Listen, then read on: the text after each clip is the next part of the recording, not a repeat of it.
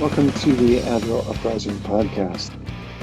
I'm Andy Cleff, and this is the first in what could very well turn into a series of related pods exploring the virtues needed for driving meaningful change.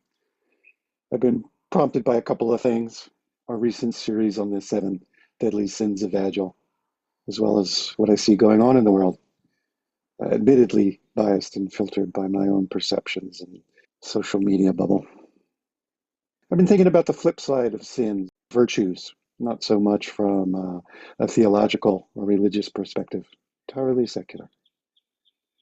What are the strengths we need to keep going, to drive evolutionary change, disrupting the norm? Today, at the top of my mind when I look to the horizon, is the virtue of courage, what it truly means, how to build more of it in myself, in teams of teams. Mostly things are still spiraling word thoughts in my head, a bit of wonder, a bit of bewilderment, heck of a lot of anticipation. And when I'm in the foothills like this, I find reading, writing, and then talking about these things helps me crystallize my understanding as my own journey goes on. I invite you to join me in whatever role you play, leader by position, authority, leader by influence, or maybe you're feeling a bit like Eeyore, pessimistic, gloomy, depressed. Maybe together we'll uncover something useful, something promising. And if not, well, you know the law of 2 feet, or in this case, 1 finger. Why start here with courage? Well, courage keeps surfacing. Again, observation bias, perhaps. We had a recent conversation. Chris Merman and I were talking with Jason Little and Ken Rickard about their new book, 6 Big Ideas for Adaptive Organizations. And the context is transforming through courage, dissolution, and evolution. As I did a bit of post-recording poking around, I came across a quote, a lovely quote by poet Maya Angelou. Let me read it to you. Courage is the most important of all the virtues because without courage, you can't practice any other virtue consistently. I'm still pondering what those other virtues might be. Anyway, humor me. We're going to start here. Don't know about you, but when I think of courage, bravery in the face of fear comes to mind. The researchers I found to emphasize true courage requires several components beyond just bravery. According to change expert Lois Kelly, courage breaks down into 4 traits: honesty, perseverance, vitality, and bravery. Let's unpack each of these. Real courage demands honesty, being willing to speak up with truth, even when it's difficult or unpopular. Perseverance, that gritty determination to keep going despite obstacles and setbacks. Vitality, bringing full energy, enthusiasm, and zest to one's pursuit. And of course, courage needs bravery, not shrinking from threats, challenges, or not acting on your convictions and your best interests. As Brené Brown reminds us, courage is a heart word. It came to English from the Old French, courage. Courage, forgive my pronunciation. The root is from the Latin cor, which means heart. Courage involves wholehearted living, showing up as your entire self. It's about integrity, perhaps a dash of vulnerability, about doing what's right, even when circumstances make it really, really hard. I invite you to think about someone you truly admire who has demonstrated profound courage over time. What types of difficult situations do they navigate by staying honest, persistent, energized, and brave? Maybe it was rallying a team through a wrenching situation by conveying bold enthusiasm, or helping folks tenaciously problem solve their way through an existential crisis. Or perhaps it was simply speaking truth to power. How did their courage impact you and the others around them? How did it shape the organizational culture, earn them things like respect, loyalty? Chances are their integrity, their diligence, their willingness to move forward despite risks inspired you and gave you some courage as well. When I think of someone that I admire who has numerous and spectacular examples of courage that make it seem like an innate trait, I'm inspired, and I struggle to imagine I could do the same. I'm thinking of my dear friend of 50 years, Brendan. The good news is That research shows there's a bundle of skills and mindsets that can be developed over time through practice. Even if you don't feel particularly honest, persistent, energetic, or brave right now, you can build those courage muscles bit by bit. Let me share what I've come across. In the I quadrant, you you can start doing courage reps by finding low-risk situations to practice in. Build a backlog of things that make you uncomfortable or intimidated.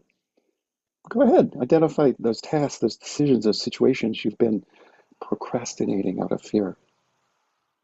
Commit yourself to pulling one of those cards each week, even if imperfectly. Practice.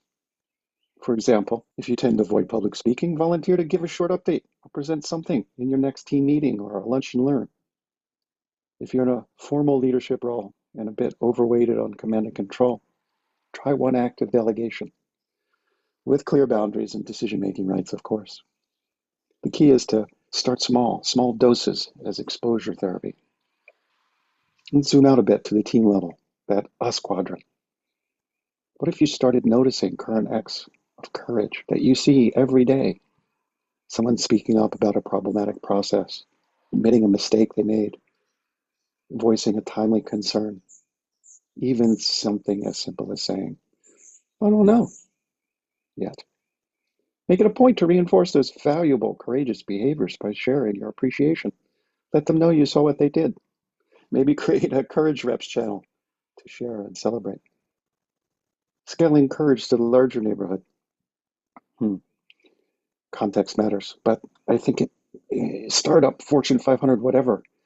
What's common is it takes consistent bravery, honesty, and perseverance from everyone. If you, for example, tend to avoid interpersonal conflicts out of fear, those crucial conversations, the things you've been wanting to give someone feedback about, and just thinking about doing so gives you butterflies. Share a feedback wrap from your heart. If it helps, practice with a coach. Exercise your courage and move forward. There's another powerful approach. Actively invite dissent. Encourage it, embrace it. I'll put some links in the show notes for some powerful videos from David Marquet. Powerful ways to stop groupthink. Scaling courage this way helps to clear a pathway, to create an environment rich with permission for others to come out of hiding and stretch. You need many people willing to take those calculated risks and voice problems rather than staying silent, or nothing evolves. Some additional practices come to mind. Have a retro with the prompt. What's one courageous thing you always wanted to try, but have been hanging back on? Another retro prompt. Write down an irrational fear. Brings us back again to that virtue of vulnerability. Is true courage even possible without some degree of vulnerability? You want to really stretch? Try my fear and vulnerability retro. I'll put a link in the show notes. The key is to reframe vulnerability not as a weakness, but as a strength. Think about what it means as someone in a position of influence or authority to open up about mistakes, insecurities, fears, and knowledge gaps. The power that would unlock. There's likely a whole nother episode on that. But tugging on that thread of gaps and mistakes, what about all the decisions and actions that should have been done to ensure an organization is operating at peak health, but weren't? All that organizational debt that has accrued, that few seem brave enough to speak about, let alone poke at. We've all likely seen or experienced situations where critical organization issues festered unaddressed, racking up that metaphorical debt till the org became arthritic. Maybe it's a problematic process everybody complains about, but no one fixes. Or dysfunctional cultural dynamics, like harsh power gaps, or the lack of psychological safety. Having the courage to openly identify and work on resolving those types of long-standing constraints requires real bravery. It can feel risky to be the one who finally voices what everyone has been silently observing out of fear of rocking the boat. Yet, left unaddressed, organizational debt, organizational silence inevitably holds the whole system back, holds it back from reaching its full adaptive potential. Chris Merman, Mike Caudell, and I spoke at length about org debt. Was it earlier this year? Maybe it was even 2020 23, my sense of time is borked. Anyway, we have a podcast and a few blog posts on the topics: organizational silence, organizational debt. You can find them on agileuprising.com or try Google if SEO is still a thing by the time you open your browser search. Let's bring this full circle. How might you pull together a cohort of like-minded, courageous people to dive into those fields of prickers and stinging nettle, to find ways to make your organization more nimble, more able to move with more grace, to evolve? True courage demands wholehearted honesty, gritty perseverance, vibrant energy, and steadfast bravery. It's not an innate trait, but bundles of strength can be built through consistent practice.